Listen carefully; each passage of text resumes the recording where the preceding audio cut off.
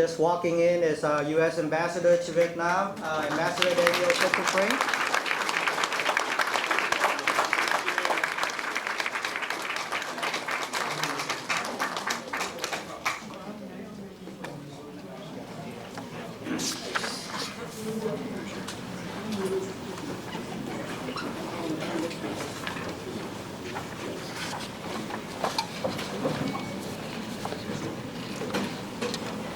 Kính thưa quý vị, để không mất thêm nhiều thời giờ, chúng tôi xin đi thẳng vào phần đầu tiên, vì chúng tôi biết ngày hôm nay có rất là nhiều quý vị đại diện các hội đoàn trong cộng đồng có mặt.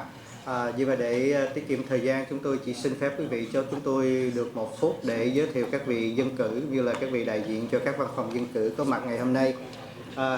Hi everyone, I just want to take a moment to introduce our elected officials who are here with us today. And I wish I can introduce everyone, but time doesn't permit, so I ask for your forgiveness on that. Just really quickly, she's here with us. I'd like to introduce the Honorable Dr. Lorraine Prinsky, trustee from the Coast Community College.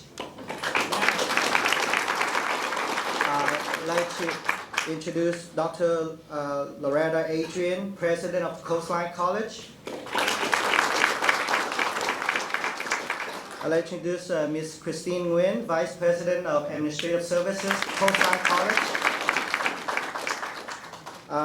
Chúng tôi rất hân hạnh có sự hiện diện của thị trưởng thành phố Garden Grove, Mayor of the City of Garden Grove, Mr. Steve Jones, the Honorable. We have the Honorable Patrick Fatboy, Council Member from District 4, nghị viên Phát Bùi, thành phố Garden Grove. We have the City Manager of City of Garden Grove, Mr. Scott Stiles. Ông tổng giám trị.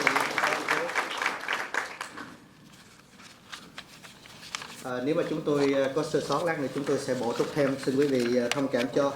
Tiếp tục chúng tôi xin giới thiệu thị trưởng thành phố Westminster, Mayor of City Westminster, the Honorable Tree Tha. We have the Honorable Kimberly Ho, Vice Mayor of City Westminster. We have the Honorable Sergio Contreras, City Council Member of Westminster, nghị viên Sergio Contreras. Chúng tôi thấy sự hiện diện của nghị viên Tài Đỗ, Council Member of Westminster Tài Đỗ. Chúng tôi cũng thấy sự hiện diện của cô Quyên Trần và cô Christy Lê, đại diện cho văn phòng dân biểu tiểu bang Commonwealth. Chúng tôi thấy ông Colin Edwards, Mr. Colin Edwards, District Director for Settlement Tyler Dip. Không biết là chúng tôi có thiếu sót ai không ạ? Nếu có, xin quý vị bổ túc cho ban tổ chức sau. Để tiếp tục chương trình thì at this moment I'd like to invite up Dr. Adrian, President of Coastline College, to have a few words of welcome to everyone. Đây là President của Coastline College, tiến sĩ Loretta Adrian. Please. Thank you very much. Good morning, everyone. We're so glad you're here, and I just want to welcome you to one of our campuses. For those of you who may not be as familiar with Coastline College yet, it is one of the 3 campuses of the Coast Community College District, represented today by our Vice President of the Board of Trustees, Dr. Prinsky, and who's always a great supporter of the college. And Coastline is unique in that it doesn't have just one campus, but it has 3 campuses throughout Orange County. So we welcome you here, and we especially want to welcome our distinguished guests and panelists. Congressman Lowenthal, great to see you again. It wasn't so long ago, it feels like, that we welcomed the last ambassador here. Yes. So thank you so much for organizing these kinds of events. And that this year you brought with you your friends from Washington, D.C. and in the local area. So we want to welcome Congressman Harley Ruda. I think it's your first time here, so I hope that we will continue to see you again. And I'm terrible with names. So Congressman Lou Correa has been here many times, not only on this campus, but also in our other campuses. And it's great to see Congresswoman Katie Porter. Welcome. And then, of course, our ambassador, whom I know that you're waiting to hear from them. And so without further ado, I just want to thank you again for organizing these kinds of events. I think it's really important that you continually hear from those that you represent, and I know that the Asian American community is a large and important population. So thank you for giving me the opportunity to say welcome to all of you. And now I'll turn it over to you, Congressman Lowenthal. Thank you, Dr. Adrian.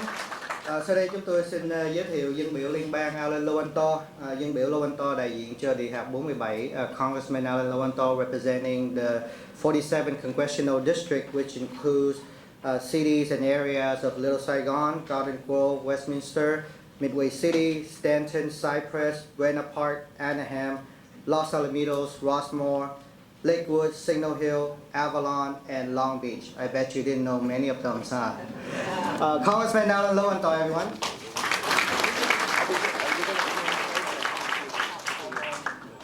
Xin kính chào quý vị.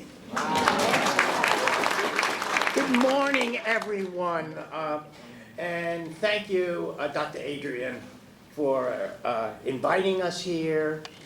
Dr. Nguyen, also for your wonderful hospitality. We are very, very grateful.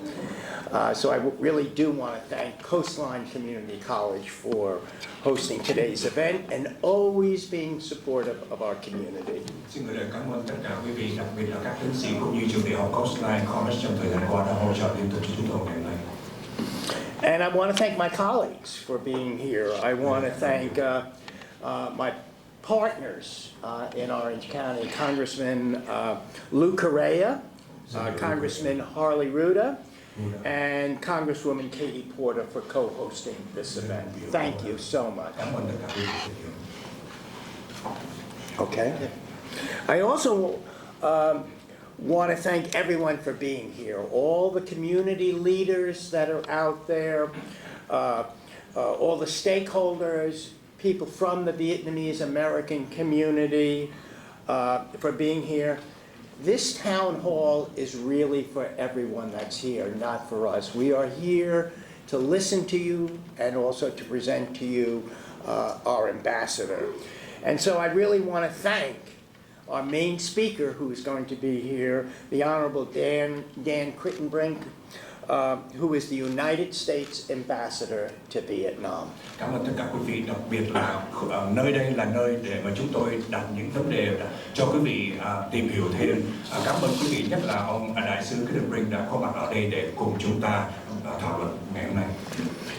Ambassador Crittenbrink, welcome to Little Saigon. Thank you.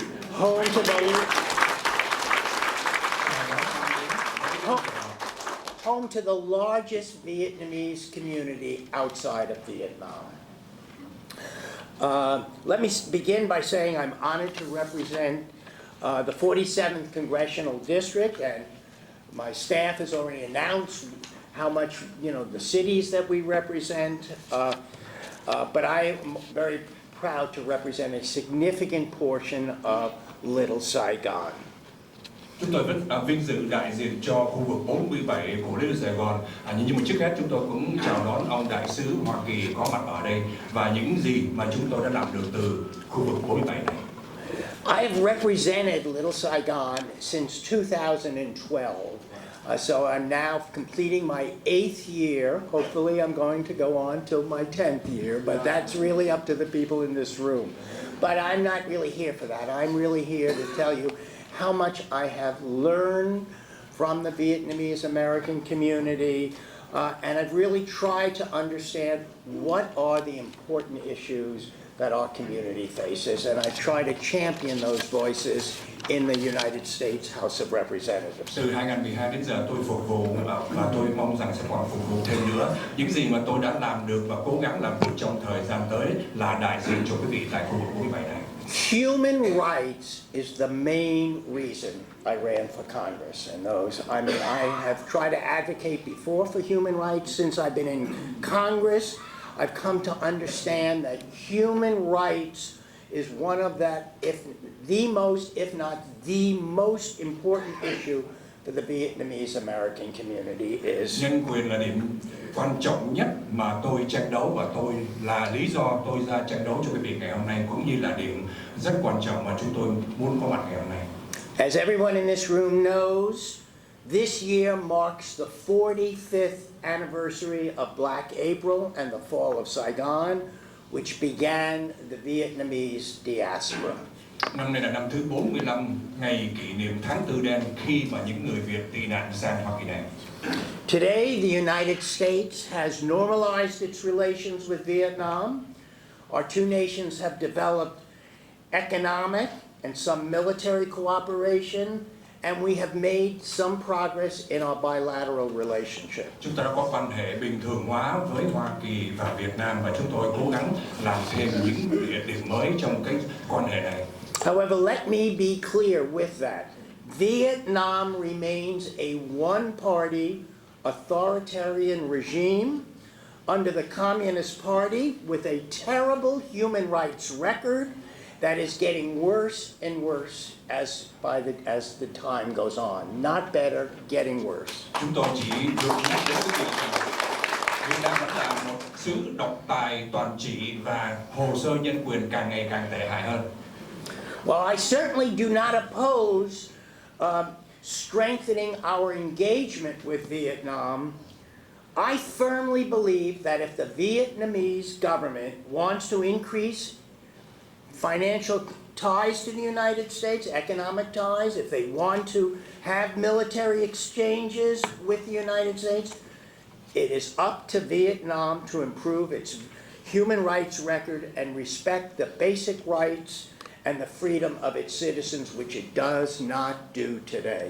Mặc dù tôi không chống lại cái mối quan hệ và gia tăng các mối quan hệ này với Việt Nam, nhưng mà tôi tin tưởng rằng nhà cầm quyền Việt Nam Cộng sản vẫn muốn có gia tăng mối đối tác về kinh tế, quân sự và đối với Hoa Kỳ.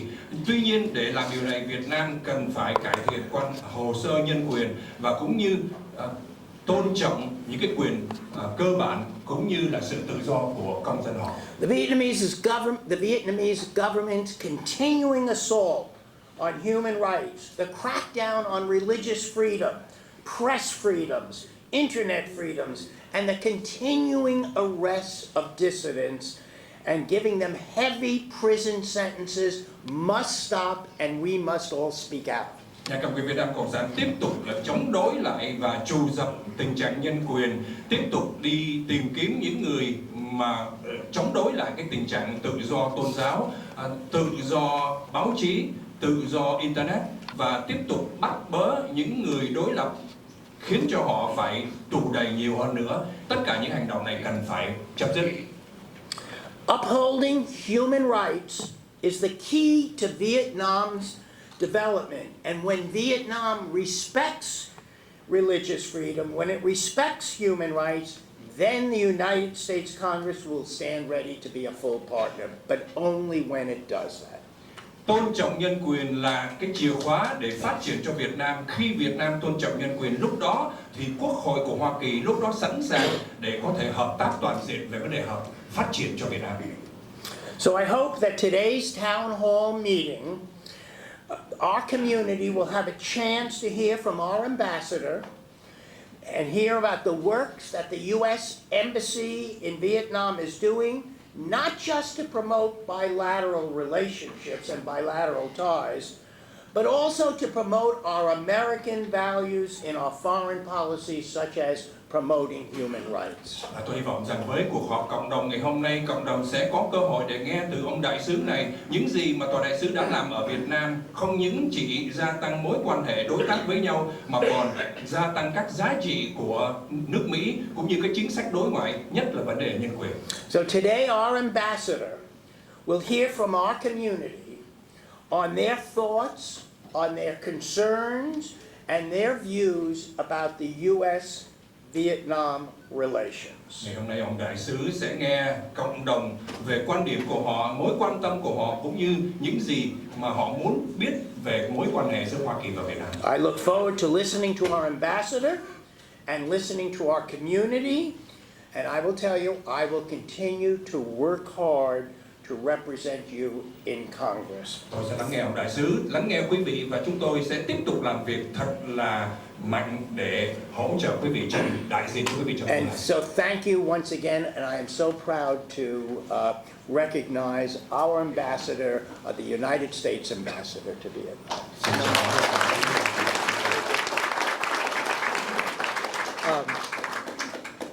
Thank you, Congressman Lowenthal. Next, chúng tôi xin giới thiệu ông dân biểu liên bang Lưu Correa thuộc Địa hạt 46. I'd like to introduce Congressman Lou Correa, who represents the 46th Congressional District, which includes the cities of Anaheim and Santa Ana, as well as parts of Orange. Congressman Lou Correa.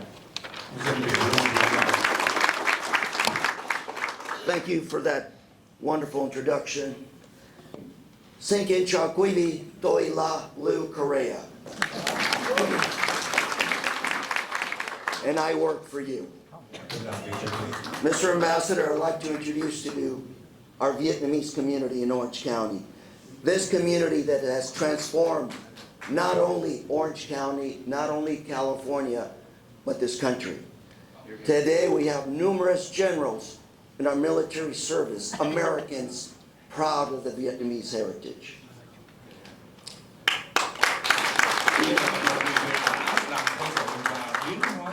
Không những riêng ở quận Cam của California mà cả nước Mỹ nữa.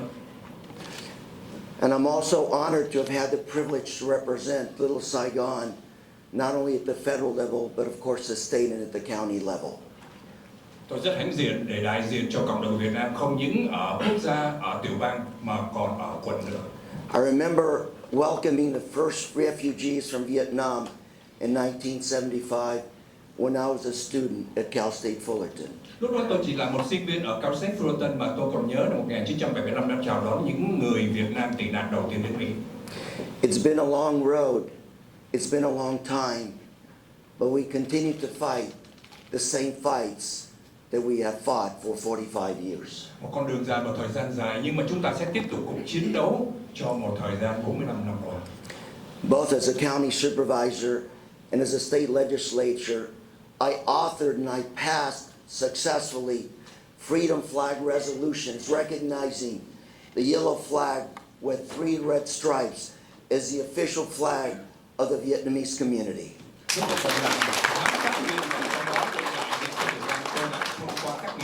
Để công nhận lá cờ vàng 3 dọc đỏ là lá cờ chính thức của cộng đồng Việt Nam. It's been a long time, and yet we continue to fight the same fights over and over again. Mặc dù là thời gian dài nhưng mà chúng ta vẫn tiếp tục cuộc tranh đấu và cũng là một cuộc tranh đấu trong một thời gian tới nữa. This current administration continues to push hard on China. Chính phủ này vẫn tiếp tục tranh đấu đẩy mạnh áp lực đối với nhà cầm quyền Trung Cộng. And as we continue to develop relations with Vietnam, primarily economically, Và chúng ta sẽ tiếp tục vấn đề cải thiện và hợp tác với nhà cầm quyền Việt Nam trên mặt lĩnh vực kinh tế. this community must continue to be the conscience for those that are imprisoned in Vietnam. Tuy nhiên chúng ta phải nhận thức và đại diện cho những người đang bị bắt ở trong nước Việt Nam. We've had hunger strikes. Chúng ta có những cuộc tuyệt thực để tranh đấu. We have sponsored various resolutions and written letters to the Vietnamese government, to our government, asking that Vietnam be held accountable for human rights and religious freedom. Chúng tôi đã thông qua các nghị quyết để áp lực nhà cầm quyền Việt Nam Cộng sản cũng như các chính phủ Hoa Kỳ để kêu gọi và tranh đấu cho việc tự do nhân quyền và tự do tôn giáo. And Mr. Ambassador, today, I would like you to listen to this community, to our community, about what we need Vietnam to do. Thưa Ngài Đại sứ, hôm nay tôi muốn Ngài Đại sứ lắng nghe nguyện vọng của những người có mặt tại đây về những gì mà chúng ta có thể làm được đối với Việt Nam. And it is very simple to do what we do in America. Simply respect human rights, religious freedom. Thật là đơn giản, những gì chúng ta làm ở Mỹ này đó là tôn trọng nhân quyền và tự do tôn giáo. Simply respect property rights, to stop taking lands from Buddhist temples, from Catholic churches, from small villages around Vietnam. Tôn trọng quyền tư hữu tài sản, không được lấy đất của nhà thờ, nhà chùa và của người dân.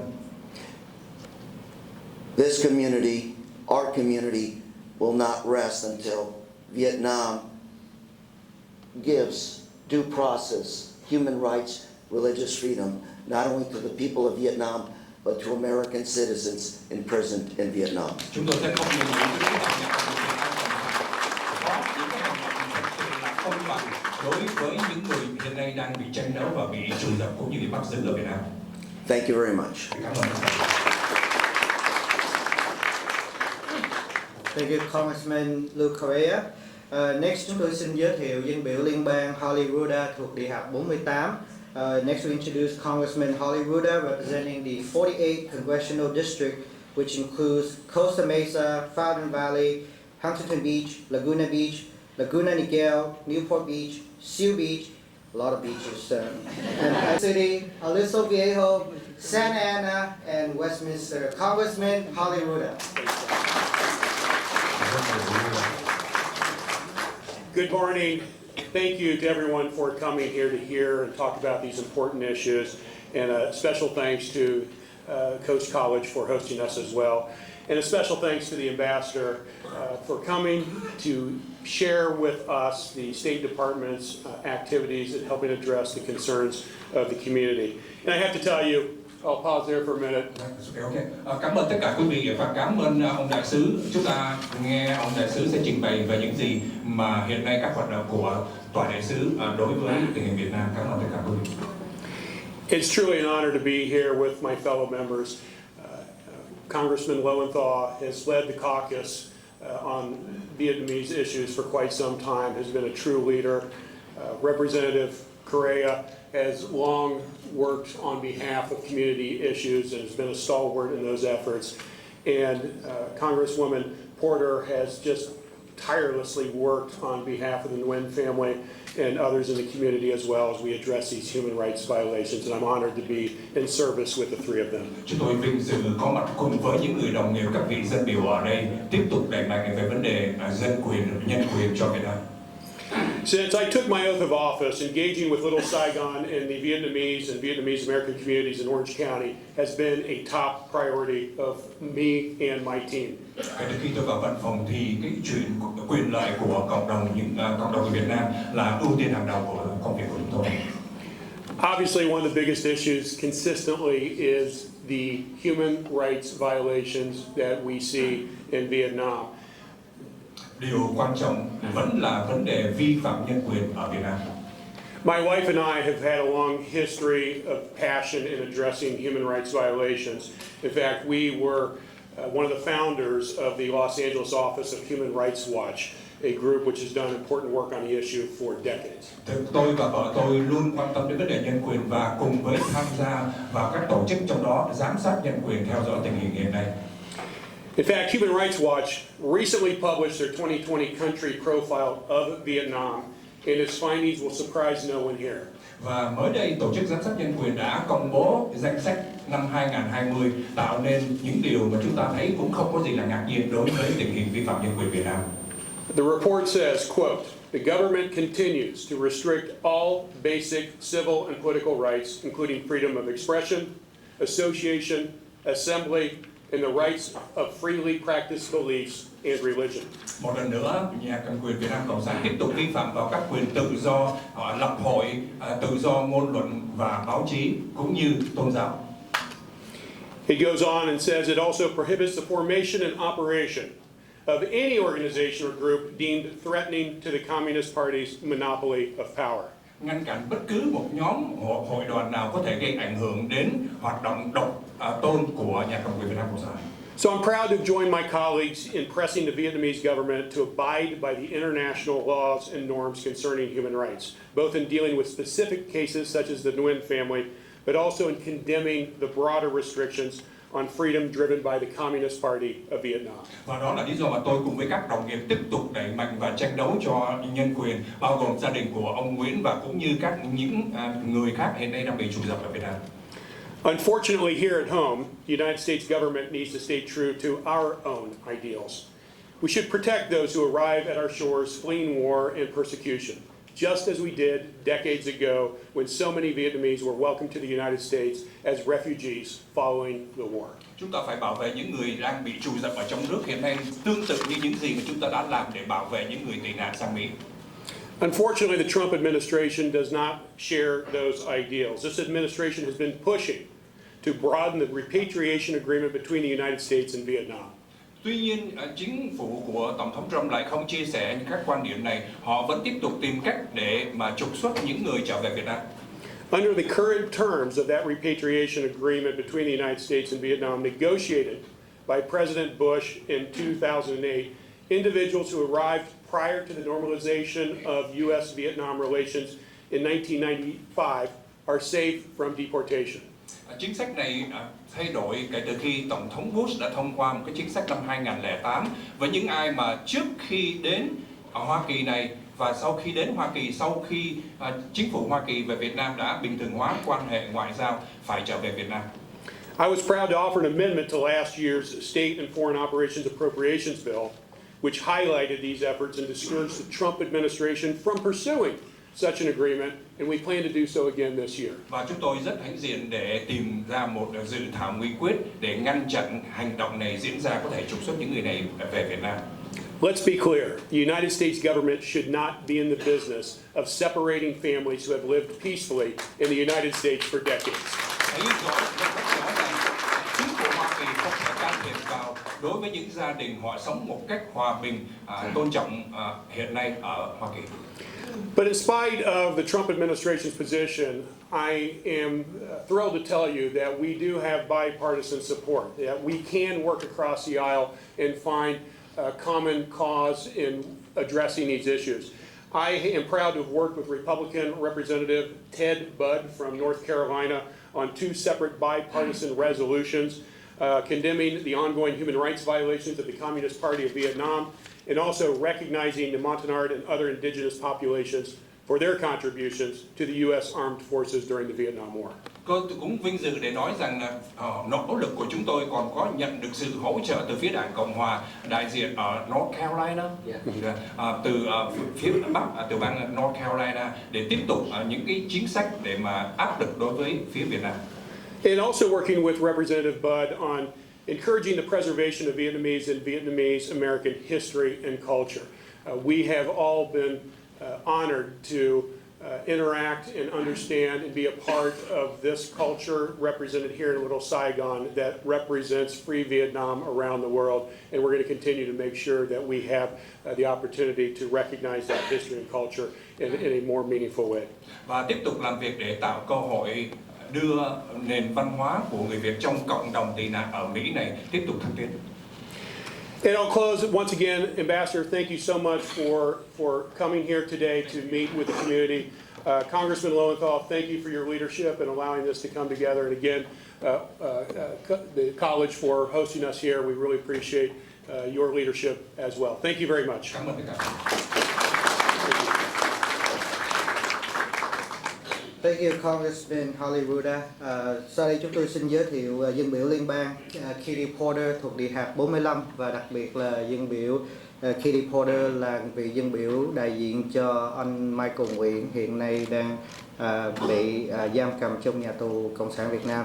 I'd like to introduce Congresswoman Katie Porter from the 45th Congressional District, which includes the city of Irvine, Thurston, North Thurston, Villa Park, Orange, Laguna Hills, Lake Forest, and Rancho Santa Margarita, as well as parts of Anaheim, Laguna Woods, Mission Viejo, and Laguna Niguel. Congresswoman Katie Porter.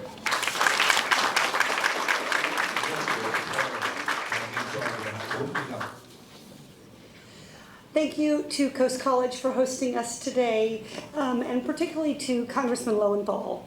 I was newly elected in November of 2018, and your leadership of the Vietnam Caucus and the way that you bring members together to talk about how to help our Vietnamese community and fight for freedom around the world. I'm really grateful for your leadership. Thank you everyone today for being here, and particularly to the ambassador who traveled here from Vietnam to be with our community. And most of all, thank you to each one of you. It is really powerful for our ambassador to hear your voices. Cảm ơn tất cả quý vị ngày hôm nay, và một điểm vô cùng quan trọng và rất là mãnh liệt để chúng ta nghe được ông đại sứ lắng nghe tiếng nói của quý vị trong phòng hội ngày hôm nay.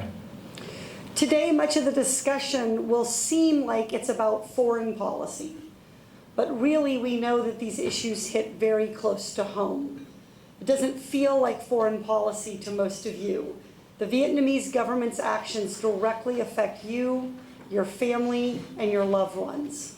Mặc dù chúng ta có mặt ngày hôm nay để nghe tưởng rằng đó chỉ là những cái chính sách đối ngoại của Hoa Kỳ thôi, nhưng mà thực sự những chính sách đối ngoại này ảnh hưởng đến nhà của chúng ta và ảnh hưởng đến từng cá nhân của quý vị. The United States is in a position to help, to call out human rights abuses and limits on personal freedoms, to hold the Vietnamese government accountable. Chính sách của chính phủ Hoa Kỳ phải là đẩy mạnh dân chủ, đẩy mạnh vấn đề nhân quyền và chống lại bất cứ một cái sự chủ dập nào từ phía Việt Nam Cộng sản về vấn đề vi phạm nhân quyền. Vietnam continues to clamp down on civil society, to suppress free speech and religion, and to jail advocates, dissidents, and those who speak against them. And that includes one of our own, Michael Nguyen. Và người của chúng ta đó là ông Michael Nguyễn. Việt Nam tiếp tục chống đối lại tất cả những quyền tự do về tôn giáo, nhân quyền ở trong nước. Michael Nguyen has lived in the United States since he was a child. He is a United States citizen and he is a model member of our community. Michael is a wonderful and loving father and husband, and I'd like to introduce to all of you Michael's wife, Helen Nguyen, and his 4 beautiful daughters.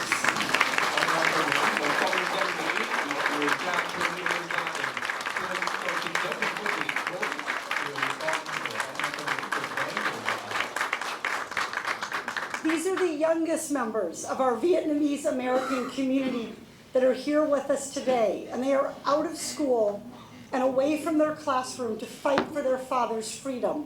And I am so grateful to each of you children and to Helen for raising your voice to fight for human rights and to fight to bring Michael home. Chúng tôi vô cùng hãnh diện để nhìn thấy các em ở đây hôm nay nghỉ học để đến để cùng tranh đấu cùng với cộng đồng để mang lại người bố trở về. Michael traveled to Vietnam, as he has many years in the past, a year and a half ago, and was detained. He has now been sentenced to 12 years in prison. Ông Michael cách đây 1 năm rưỡi đã về Việt Nam và ông đã bị án tù 12 năm. He has been away from his family, who have not seen or spoken to him in over a year and a half. And beginning back in January of 2019, a year and a half ago almost, I brought Helen as my guest to the State of the Union to highlight Michael's situation and to continue the fight to bring him home. Tôi đã đưa bà phu nhân đến bài thông điệp liên bang ở năm 2019 và từ tháng Giêng năm 2019 đến giờ gia đình vẫn không gặp được mặt ông Michael. This delegation, the members who are here before you today, we have been united in working to bring Michael home, and we have been grateful to have strong bipartisan support from the administration and from leaders in Congress on both sides of the aisle. Tôi cùng với phái đoàn ngày hôm nay cùng với những người thành viên trong Quốc hội để tiếp tục tranh đấu để đưa ông Michael về lại Hoa Kỳ. Ambassador Crittenbrick has been a true partner in trying to bring Michael home. He and his staff have spent hours and hours, month after month, on the phone with me and our fellow members talking about how to safely bring Michael back to his family, back to our community here in Orange County. Đại sứ Hoa Kỳ tại Việt Nam Crittenbrick đã bỏ ra rất nhiều thời giờ cùng với các nhân viên làm việc liên tục và nói chuyện với tôi để làm thế nào để đưa ông Michael về lại Hoa Kỳ này. I want to close by taking a moment to highlight the importance of the ambassador being here personally today to engage directly with all of you about the United States relationship with Vietnam. Tôi muốn nêu lên một số điểm rất quan trọng mà vì lý do nào ông đại sứ có mặt ở đây cùng thảo luận với quý vị để đưa ra các chính sách của Hoa Kỳ đối với Việt Nam. As your representative, I work to take your voices to Washington and to raise the issues of concern. But there is no substitute for the ambassador being able to hear directly from you, from the community that is most affected by our foreign policy choices. So please ask your questions, make your suggestions, and voice your concerns. Tôi đại diện cho quý vị để tranh đấu ở Quốc hội, nhưng mà điều quan trọng hơn là ông đại sứ làm việc trực tiếp với nhà cầm quyền Việt Nam Cộng sản. Đó là lý do quan trọng để ông nghe được nguyện vọng của quý vị ngày hôm nay. Ambassador Crittenbrick, I hope that you will take what you hear today to heart when you return to Vietnam. I've appreciated being your partner in the fight to bring Michael home, and I hope that you will lift up the voices of our Vietnamese American community as you serve our country in trying to improve our relationships with Vietnam. Thank you so much, and I look forward to all of your questions.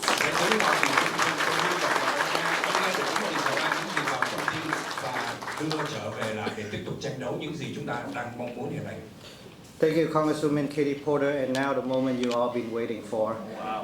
But just before that, I just want to say that we do have some empty seats, so if you see an empty seat and you'd like to take a seat, please feel free to do so. Now I'd like to introduce to you Ambassador Daniel Crittenbrick. Ambassador Daniel Crittenbrick is a career member of the Senior Foreign Service, class of Minister Counselor, who has served as an American diplomat since 1994. He was confirmed by the U.S. Senate as U.S. Ambassador to Vietnam in October 2017 and began his service as the 7th U.S. Ambassador to Vietnam in November 2017. Ambassador Crittenbrick has completed multiple assignments relating to Asia.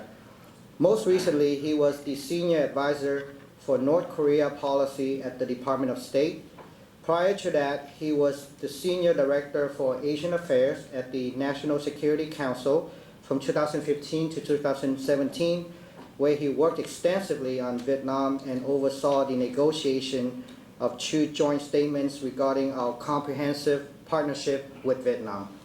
Từ năm 1994, đại sứ Crittenbrick đã là một thành viên trong phái đoàn ngoại giao và ông đã đại diện cho chính phủ Hoa Kỳ tại nhiều quốc gia. Ông đã được Thượng viện thông qua vào tháng 10 năm 2017 và bắt đầu công việc là đại sứ thứ 7 tại Việt Nam ngày tháng 11 năm 2017. Ông trước đó đã từng làm cố vấn trong phái bộ về chính sách đối ngoại với Bắc Hàn và trước đó nữa ông cũng nằm trong tổ chức và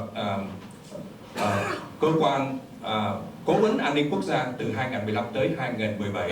Hiện nay ông tiếp tục làm việc rất là mạnh mẽ về vấn đề tình hình Việt Nam cũng như đưa ra các đối tác của quan hệ ngoại giao giữa hai nước. Ladies and gentlemen, Ambassador Daniel Crittenbrick.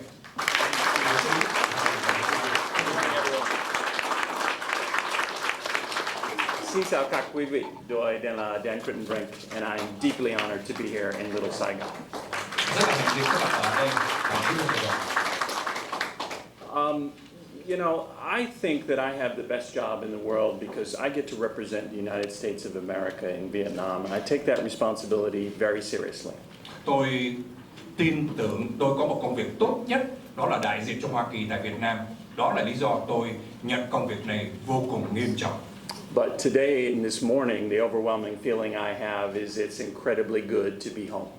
Thật là niềm vui tôi có mặt tại nhà ngày hôm nay. This is my first trip here in Orange County, in Little Saigon. We tried to do this a year ago, and we had to postpone the event, unfortunately, because of the U.S. government shutdown a year ago.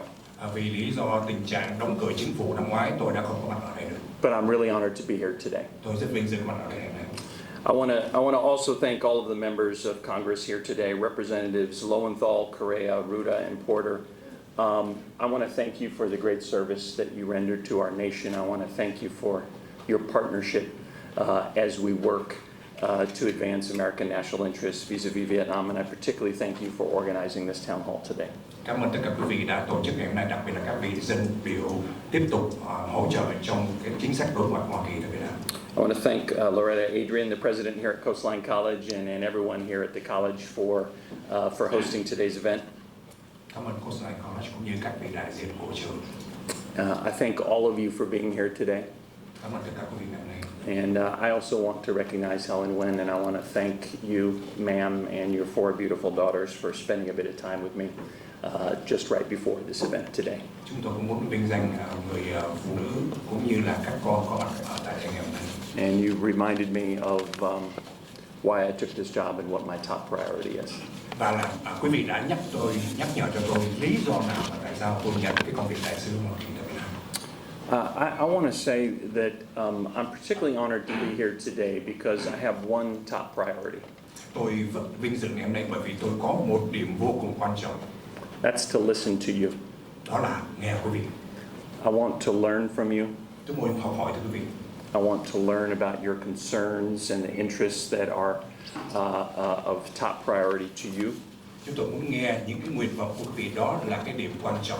so that I can better serve our country and your interests in Vietnam. Vì thế tôi có thể phục vụ tốt hơn cho đất nước của chúng tôi cũng như ở Việt Nam. I'm also here to pay my respect to the Vietnamese American community. Chúng tôi cũng muốn bày tỏ sự tôn trọng đối với cộng đồng người Việt Nam. I'm proud to know that more than 2 million Vietnamese Americans have made enormous contributions to our great country. Tôi vô cùng hãnh diện 2 triệu người Việt Nam đã đóng góp quá lớn cho nước Mỹ này. I'm proud of that fact. Tôi rất hãnh diện về cái sự kiện đó. I'm proud of our great country, Tôi rất hãnh diện về đất nước này. and I'm privileged to be your ambassador in Vietnam. Tôi có đặc quyền để trở thành đại sứ cho quý vị ở Việt Nam. I thought I would just very briefly today give you an outline of what our priorities are in Vietnam and what we're trying to achieve. Tôi sẽ trình bày thật là nhanh những gì chúng tôi muốn làm ở Việt Nam và những gì đã đạt được trong thời gian qua. And then I'd like to take your questions. Và tôi sẽ nhận câu hỏi của quý vị. As Mr. Phong said, I've had the privilege of serving as your ambassador in Vietnam since November 2017. Như Phong đã nói, tôi đã phục vụ ở Việt Nam từ tháng 11 năm 2017. And I'm particularly happy to be here in this year because in 2020, this marks the 25th anniversary of the U.S.-Vietnam relationship. Và điểm đặc biệt là năm nay là năm thứ 45 kỷ niệm ngày quan hệ giữa Hoa Kỳ và Việt Nam. And I think it's quite obvious that over the past 25 years, we've come a long way. 25 năm qua thật là con đường dài. We've faced the legacies of war and the impact on our peoples. Chúng ta đã thấy những cái ảnh hưởng của chiến tranh đối với chúng ta như thế nào. And today in areas as diverse as trade, development, education, healthcare, energy, and security, the United States and Vietnam are working together with a shared commitment to peace and prosperity. Về hai bên Hoa Kỳ và Việt Nam cam kết về vấn đề thịnh vượng cũng như hòa bình. Whenever I talk about our relationship with Vietnam, I start with the mission statement for the mission that I lead, the United States mission to Vietnam. Khi nói đến về Việt Nam, tôi luôn đưa ra những cái chính sách gì mà tôi đại diện cho Hoa Kỳ ở Việt Nam. We have 1,000 employees in the U.S. mission to Vietnam. Chúng tôi có 1.000 nhân viên ngoại giao ở Việt Nam. More than 200 American staff. 200 thành viên là người Mỹ. And more than 700 Vietnamese local staff. 700 người ở Việt Nam địa phương. And we have one mission. Và chúng tôi có một tiêu chí mà thôi. And our mission statement is that we're there to support the development of a strong, prosperous, and independent Vietnam that contributes to international security, engages in free, fair, and reciprocal trade, and respects human rights and the rule of law.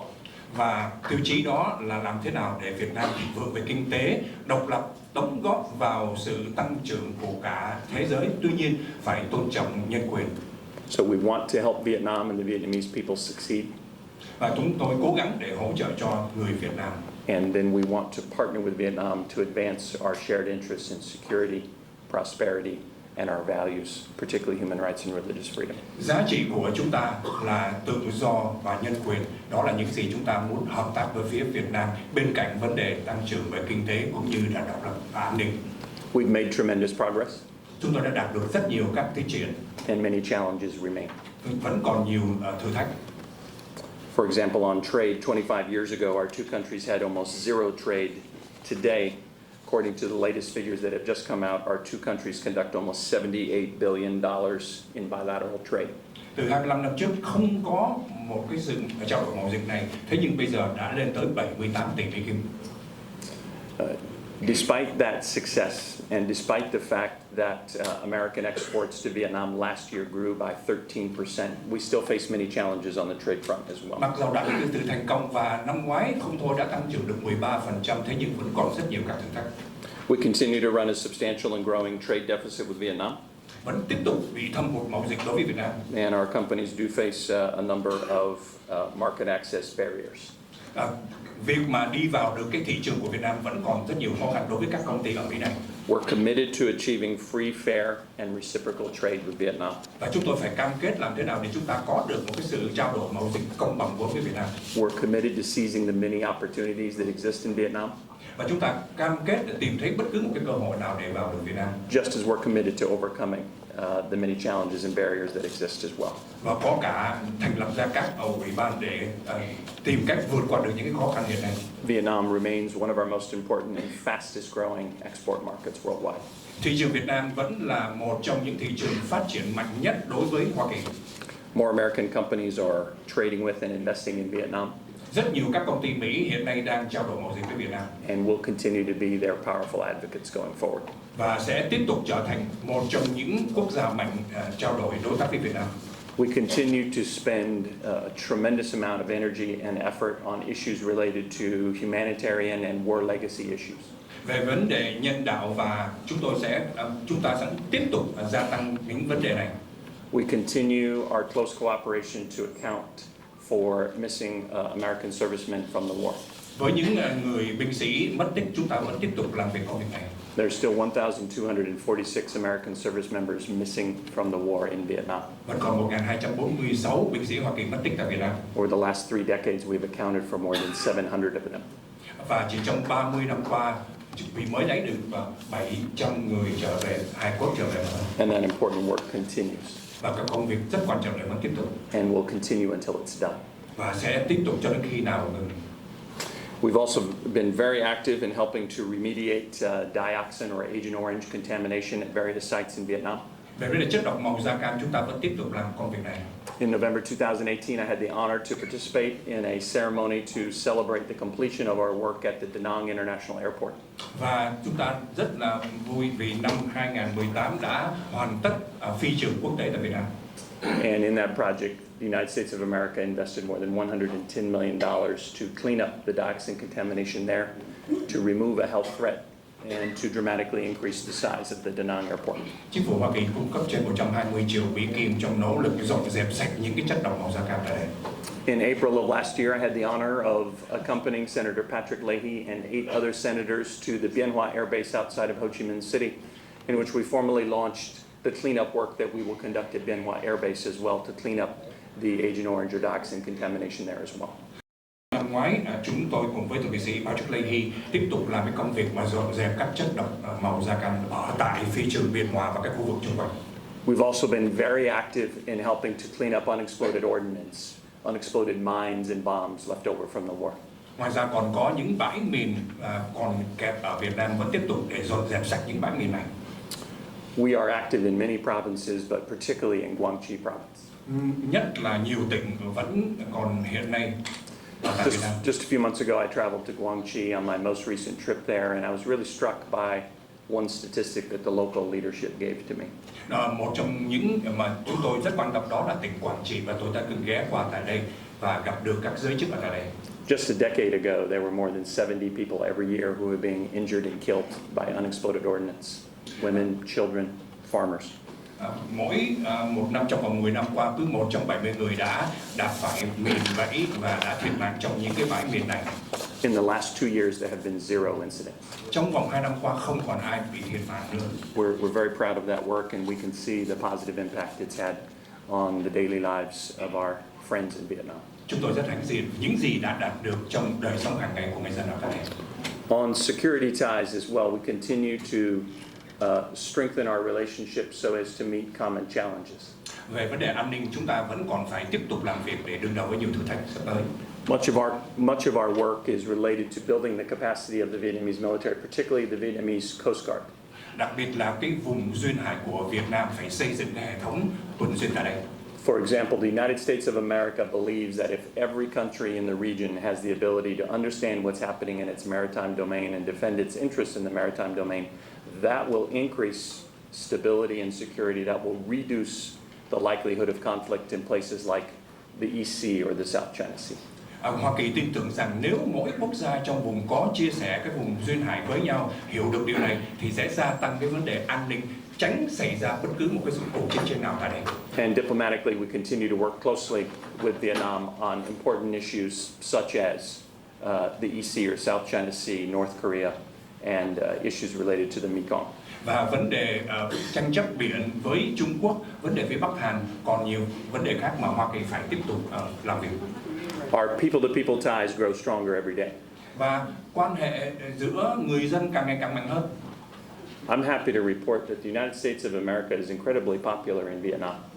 Chúng tôi rất là vui để thông báo với quý vị rằng là nước Mỹ rất là nổi tiếng ở Việt Nam. The latest public opinion poll that I saw shows that the United States of America has a 96% approval rating in Vietnam. Thăm dò ở Việt Nam cho thấy người Mỹ được chính phủ Hoa Kỳ sự ủng hộ 96%. We're more popular in Vietnam than anywhere else in the world right now. Trên khắp thế giới, Việt Nam chúng ta nổi tiếng nhất.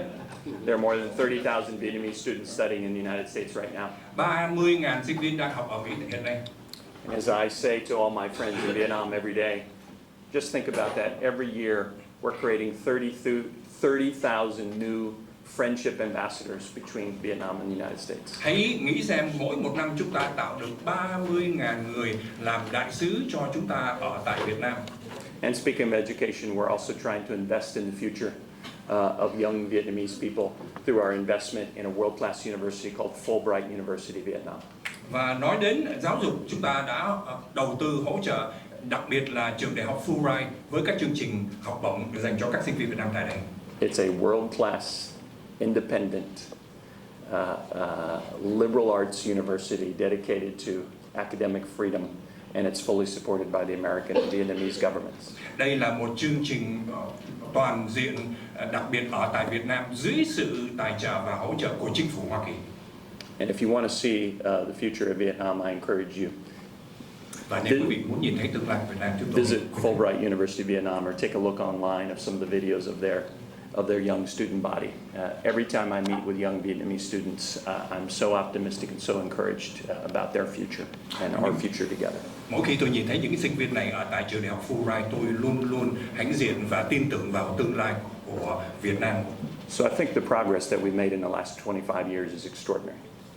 Thật ra tôi thấy đã đạt được rất nhiều các thành quả trong vòng 25 năm qua, một thời gian mà ngắn mà thôi. I continue to be optimistic about our future together. Tôi thật sự là lạc quan tin tưởng trong tương lai. But as I mentioned, we obviously face many challenges as well. Thế nhưng như tôi đã nói là vẫn còn nhiều thử thách phải đương đầu. And this morning, I'd first and foremost like to focus on the issue of human rights and religious freedom. Và đặc biệt sáng ngày hôm nay chúng tôi muốn tập trung vào vấn đề nhân quyền. I pledge to you my personal guarantee that for myself, for the U.S. mission in Vietnam, for the United States government and the Trump administration, human rights and religious freedom remains and will remain a central element of our foreign policy, a central element of our engagement with Vietnam. Tôi xin bảo đảm và cam kết với quý vị đại diện cho chính phủ của Đảng Cộng Đồng. Vấn đề tranh đấu cho nhân quyền là ưu tiên hàng đầu của chính phủ chúng tôi. The trend over the past 4 years of increased arrests, convictions, and harsh sentences of peaceful activists is deeply troubling.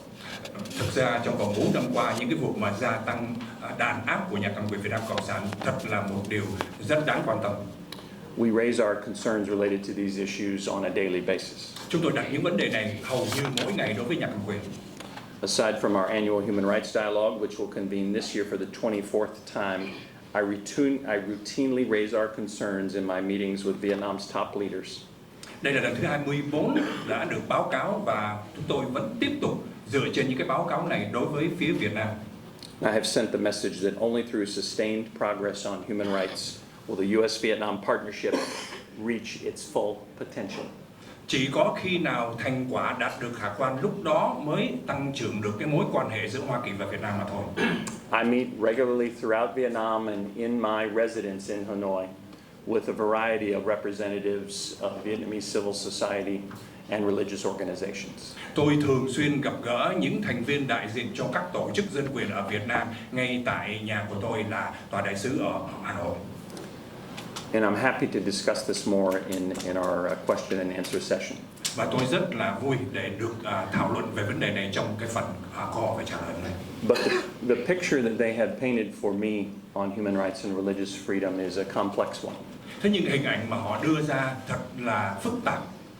The fact that I have met with so many activists in Vietnam, both in the provinces and in my home, without restriction, without harassment, has been encouraging to me.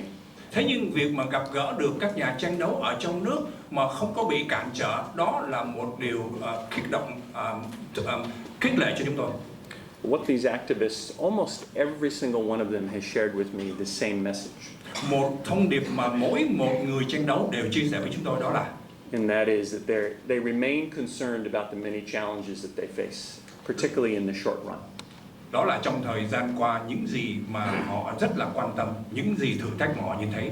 But to a person, they remain optimistic about the long-term prospects for progress on human rights and religious freedom in Vietnam, and they're working actively toward that.